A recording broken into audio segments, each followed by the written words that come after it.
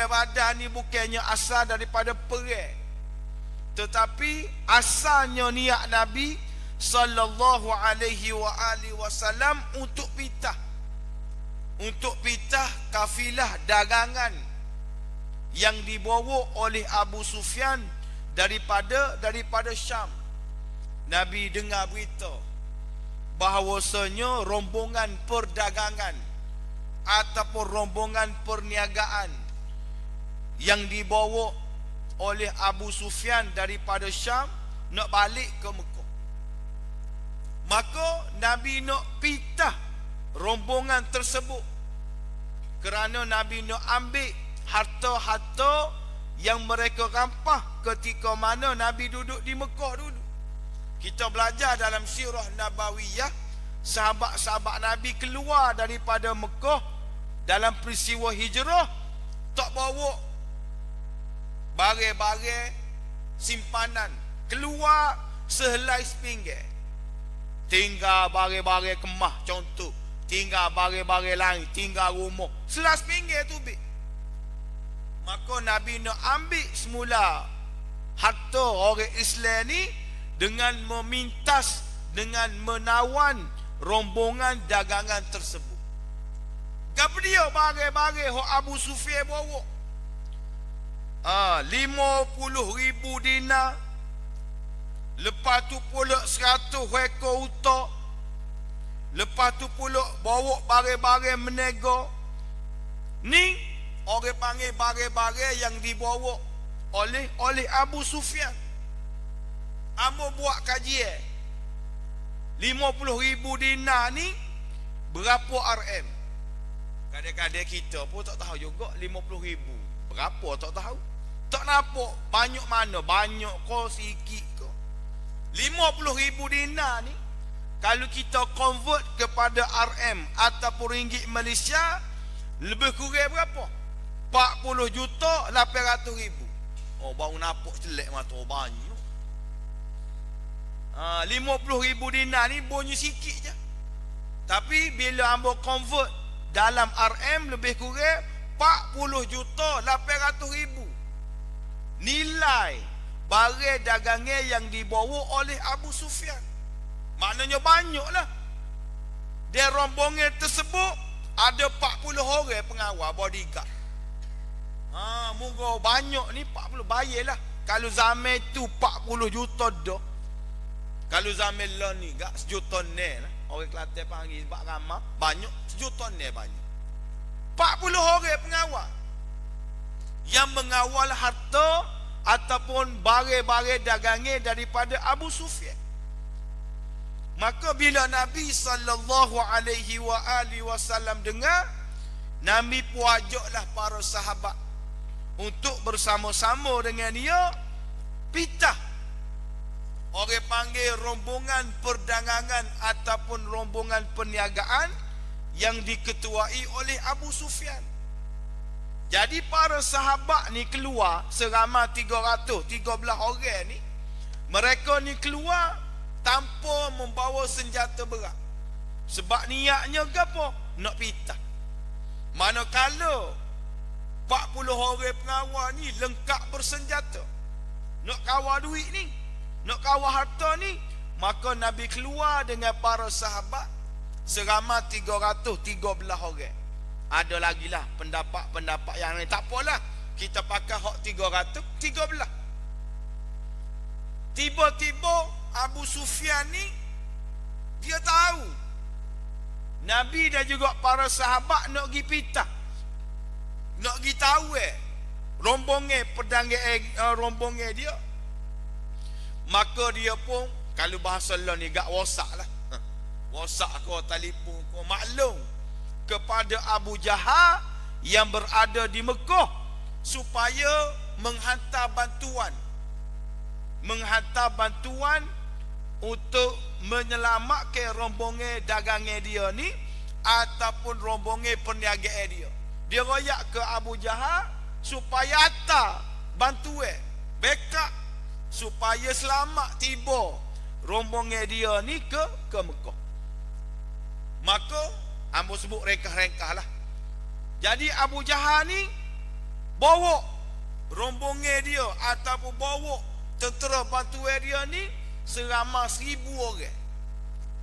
1,000 orang ni adalah tentera berkuda dan lengkap bersenjata.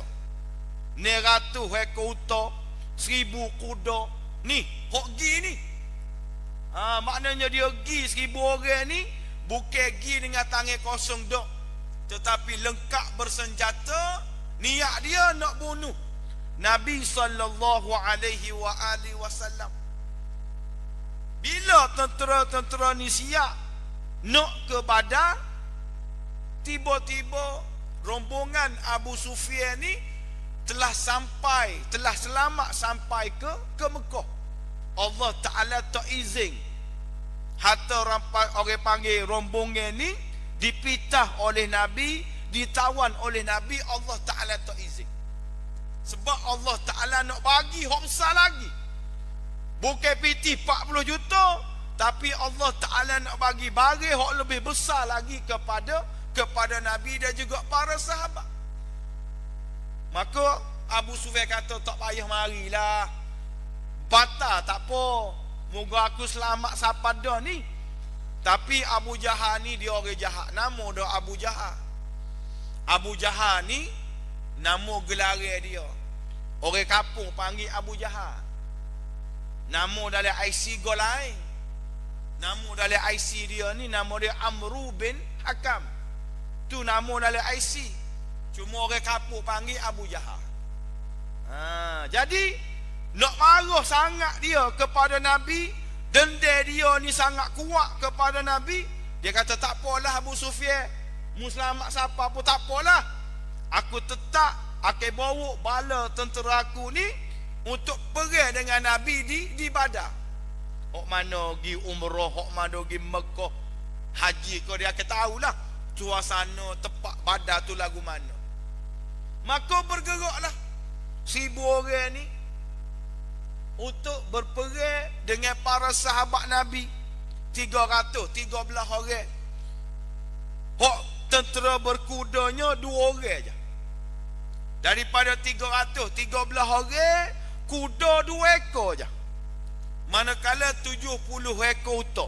Bayarlah 313 orang, 70 ekor unta, 2 ekor je kuda. Berbanding dengan tentera-tentera musyrikin Mekah 1,000 tentera berkuda. Lepas tu pula lengkap bersenjata. Lepas tu ada di kalangan pula 900 ekor unta. Maknanya berat sebelah lah. Atas ketah kak, kalah. Atas ketah kalah. Memang atas ketah ni kalah. Tetapi Allah Subhanahu wa ta'ala memberi kemenangan yang sangat besar. Sampai hari ni pun kita duk cerita tentang perang Badar. Di mana-mana pun orang kara kita buat buku, buat ulasan tentang peperangan Badar ni. Sebab apa? Tidak lain tidak bukan kerana pertolongan daripada Allah Subhanahu wa ta'ala.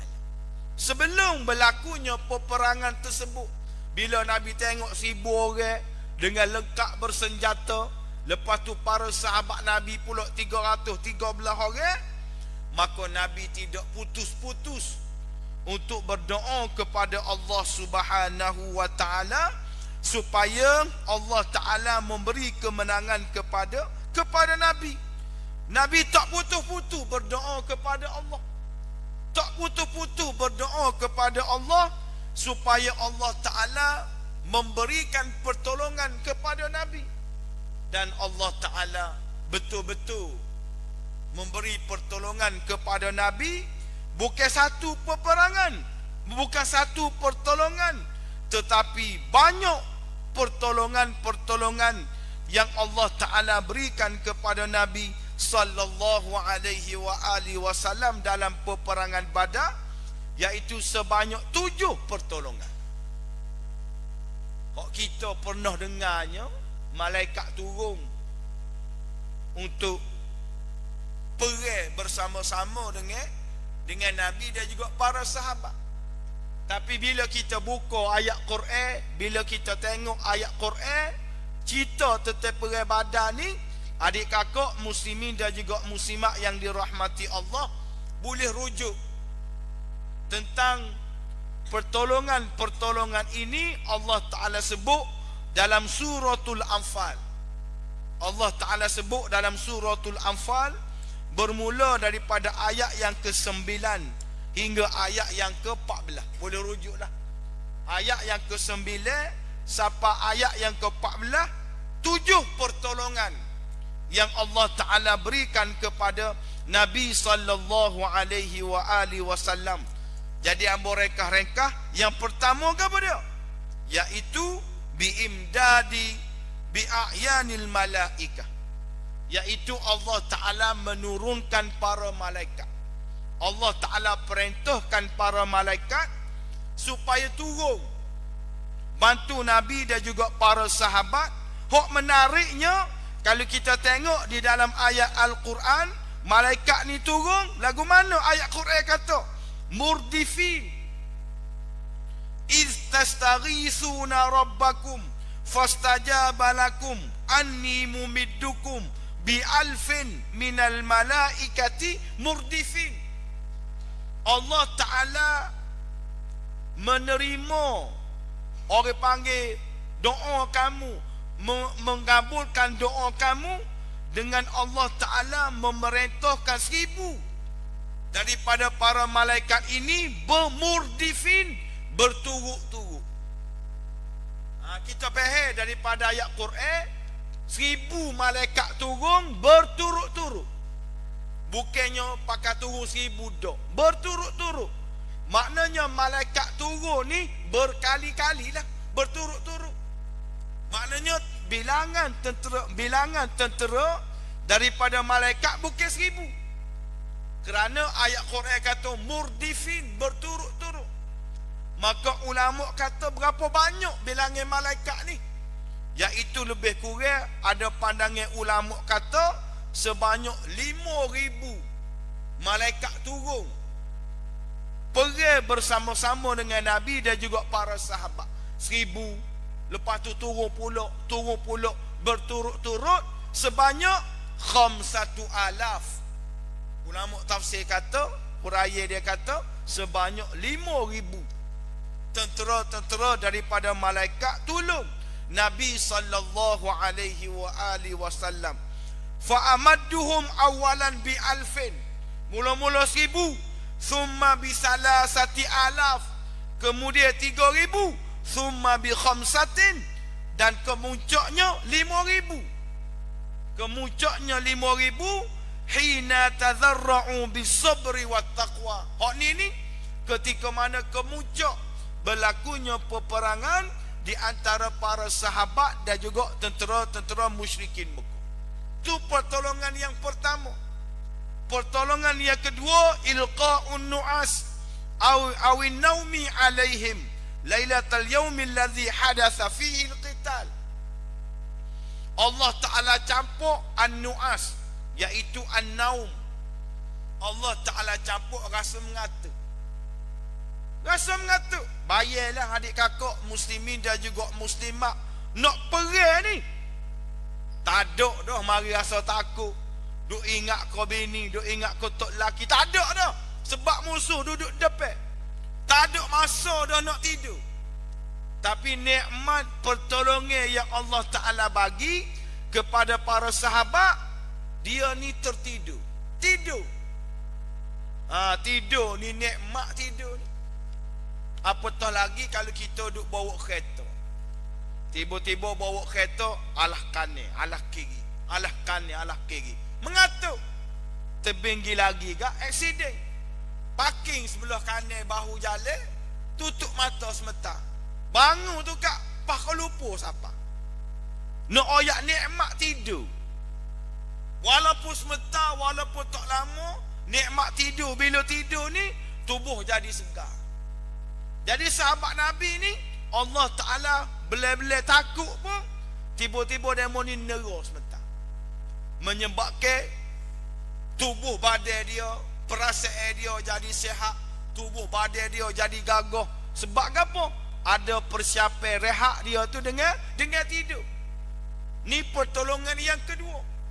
Pertolongan yang ketiga, inzalul matari minas sama'i litahqiqi taharati al-hissiyah bin nazafati wal wudu' wal ghusli minal janabah. Allah Ta'ala menurunkan hujan.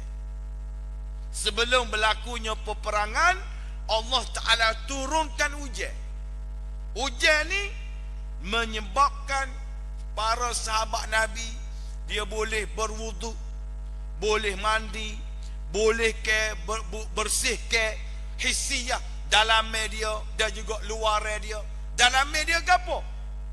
Tak menipu, orang panggil tak logik lah. Kalau tak ada rasa takut, lekak bersenjata 1000 orang, dia ni hanya tak ada ke satu.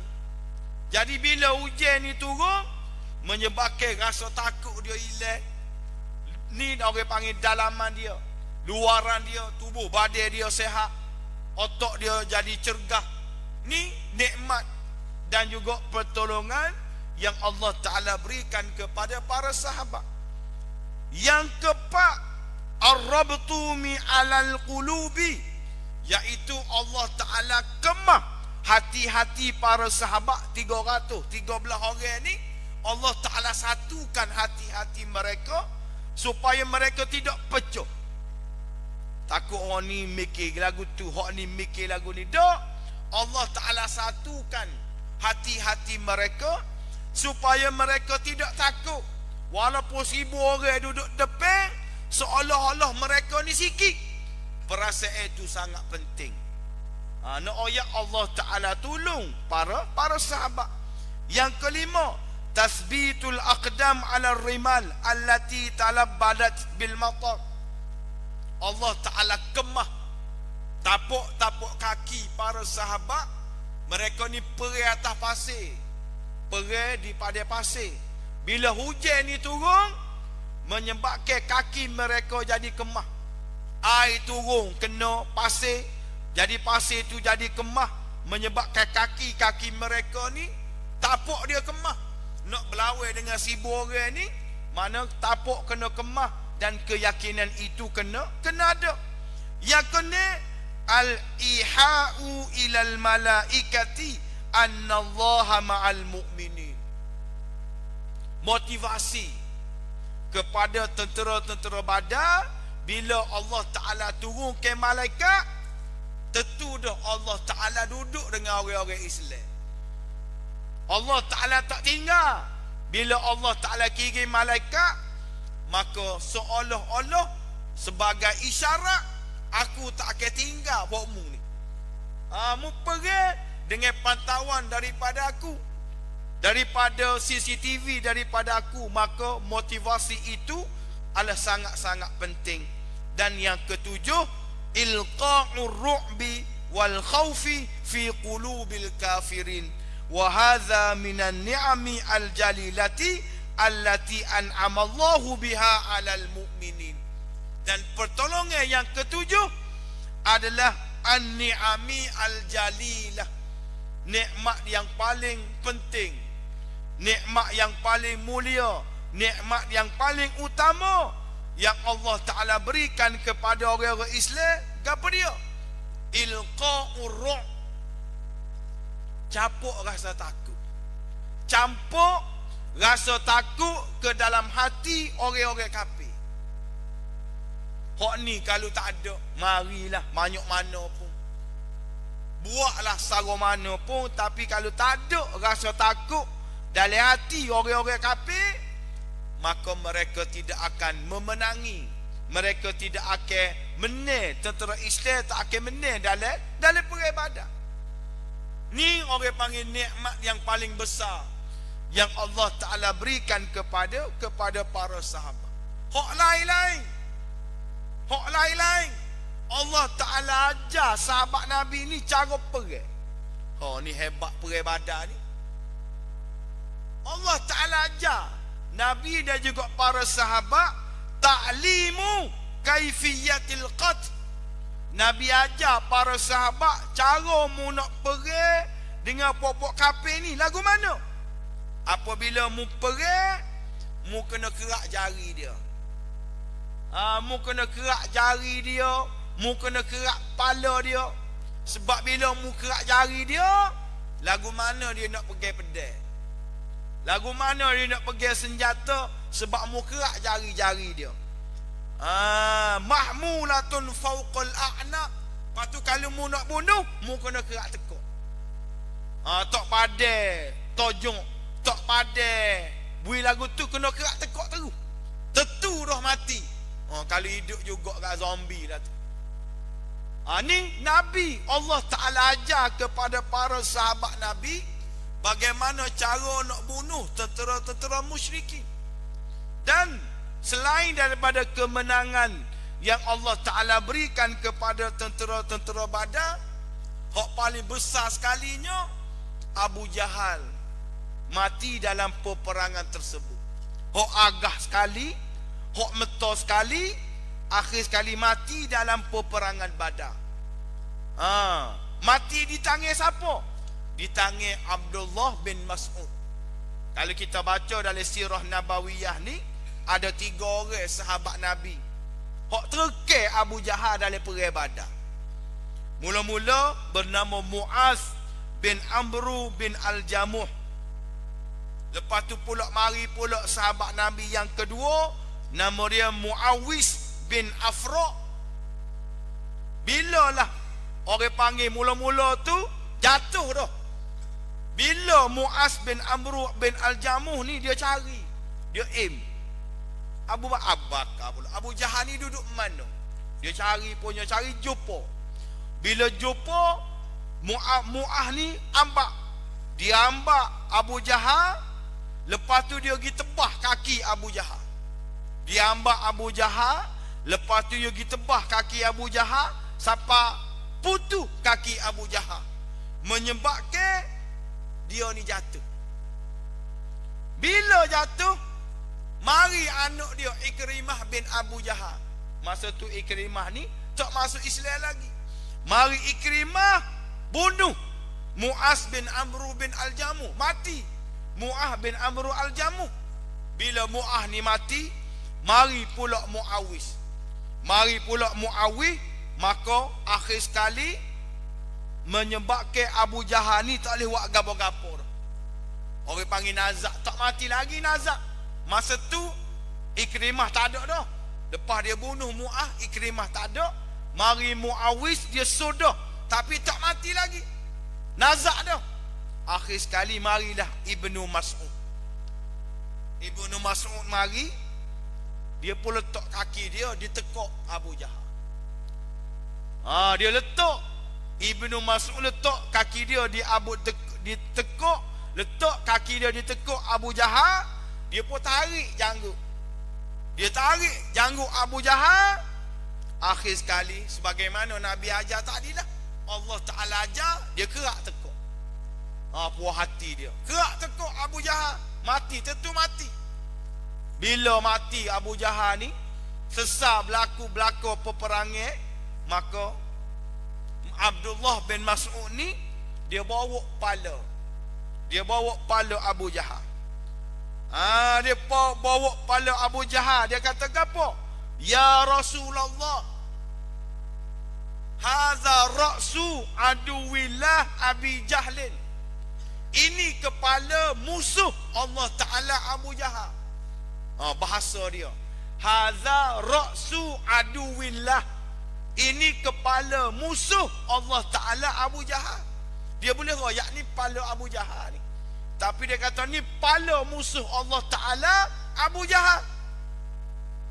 Maka bila Nabi dengar, Nabi tengok kepala Abu Jahal, maka Nabi pun kata, Allahul ladzi la ilaha illahu, Allahul ladzi la ilaha illahu, Allahul ladzi la ilaha illahu, Allahu Akbar. Nabi takbir. Alhamdulillahilladzi sadaqa wa'dah wa nasara 'abdah wa hazamal ahzaba wahdah. Hadza Fir'aun fi hadhil ummah. Inilah Fir'aun bagi umat pada hari ini. Inilah Fir'aun dia. Siapa? Iaitu Abu Jahal. Puas hati. dalam perang Badar bukan setakat Nabi memenangi peperangan tersebut, tetapi Abu Jahal mati dalam peperangan tersebut. Inilah orang panggil nikmat yang paling besar, iaitu apa dia? Para sahabat Nabi mendapat kemenangan yang sangat hebat dengan pertolongan yang banyak daripada Allah Subhanahu wa taala. Dia dalam banyak-banyak peperangan tadi, peperangan Badar tadi, 70 orang daripada musyrikin Mekah ni mati, manakala 14 orang di kalangan sahabat-sahabat Nabi yang gugur syahid. Hak gugur syahid tu tentu dah mendapat bantuan, mendapat syahid, mendapat syurga daripada Allah. Manakala baki hak hidup, hak mati 14 orang. Manakala baki daripada tentera-tentera Badar yang hidup ni, Allah Subhanahu wa taala bagi kelebihan kepada mereka ni lesen besar. Kalau bahasa Kelantan agak lesen besar lah. Gak dia masuk lesen besar. Buatlah gapo muna buat dalam hidup kamu, Allah taala akan ampunkan dosa kamu. Buatlah gapo muna buat, Allah taala akan ampunkan dosa kamu. Allah taala tidak akan apa-apakan kamu. Kalau buat gapo-gapo kesalahan, kamu tidak akan dikenakan apa-apa hukuman. Dan Allah taala telah membuktikan bahawasanya mereka ini Allah taala ampun, iaitu apa yang berlaku kepada Hatib bin Abi Balta'ah. Hatib bin Abi Balta'ah ni dia bocor rahsia negara. Pendek ceritalah, dia bocor rahsia negara. Maka bila ditangkap oleh Nabi, maka Hatib mengaku dia bocor rahsia negara sikit-sikit, tapi rahsia tadi tak ada siapa ke tangan musuh. Rahsia hak dia tulis dalam surat tu tak ada siapa kepada musuh, telah dipitah, telah ditangkap dan telah diambil surat tadi oleh para sahabat. Maka dibawa depan Nabi. Maka Umar kata, wahai Rasulullah, benarkan aku kerak kepala Hatib bin Abi Balta'ah kerana dia telah bocor rahsia negara. Maka Nabi kata, wahai Umar, mu ingat ke tak gapo yang telah dilakukan oleh Hatib bin Abi Balta'ah? Innahu qad syahida badran. Dia ni ahli Badar. Bila ahli Badar, Allah Ta'ala kata, i'malu ma syi'tum faqad wajabat lakumul jannah au faqad ghafartu lakum. Allah Ta'ala kata kepada tentera-tentera Badar, buatlah gapo mu nak buat, Allah Ta'ala akan ampunkan dosa kamu. Allah Ta'ala akan biarkan kamu, tidak akan dikenakan apa-apa hukuman. Menyebabkan Hatib bin Abi Balta'ah tidak diapa-apakan. Kerana apa? Tadi dah. Oh, kalau orang lain memang hukum dia kerak tekak lah, sebab bocor rahsia negara. Tapi kerana dia ni ahli Badar, maka selamatlah dia. Ni kelebihan ahli-ahli Badar yang baki daripada 14 orang tadi. Kalau nak cerita panjang lagi boleh lagi, tapi cukuplah setakat tu dulu. Hok nak royaknya bagaimana kelebihan sahabat-sahabat Nabi dalam perang Badar ini adalah sangat banyak. Dan kita juga hidup pada hari ini, kita juga kena ikhtiar biar kita mendapat banyak kelebihan-kelebihan. Lagu mana? Dengan kita buat amalan-amalan soleh kita di dalam bulan Ramadan. Maka kita banyakkan berdoa supaya Allah Ta'ala terima amalan-amalan kita tadi. Dengan amalan-amalan kita tadi, dengan izin Allah, dengan rahmat Allah, Allah Ta'ala masukkan kita ke dalam syurga. Allah Ta'ala nak bagi saja-saja kelebihan kepada kita ni. Tak ada gapo-gapo kita ni. Kita ni orang biasa, kita ni tidak orang alim, tidak orang baik, tidak orang juru. Tapi kerana kita buat amalan-amalan soleh yang banyak, mudah-mudahan dengan amalan-amalan soleh tadi, Allah Ta'ala masukkan kita ke dalam syurga insya-Allah. Wallahu subhanahu wa ta'ala a'lam. A'udzu billahi minasyaitonir rajim. Bismillahirrahmanirrahim. Alhamdulillahi rabbil alamin, wassalatu wassalamu ala asyrafil anbiya'i wal mursalin سيدنا محمد وعلى آله وصحبه أجمعين. اللهم اختم لنا بحسن الخاتمة ولا تختم علينا بسوء الخاتمة. ربنا آتنا في الدنيا حسنة وفي الآخرة حسنة وقنا عذاب النار. وصلى الله على سيدنا محمد وعلى آله وصحبه وبارك وسلم. وآخر دعوانا أن الحمد لله رب العالمين.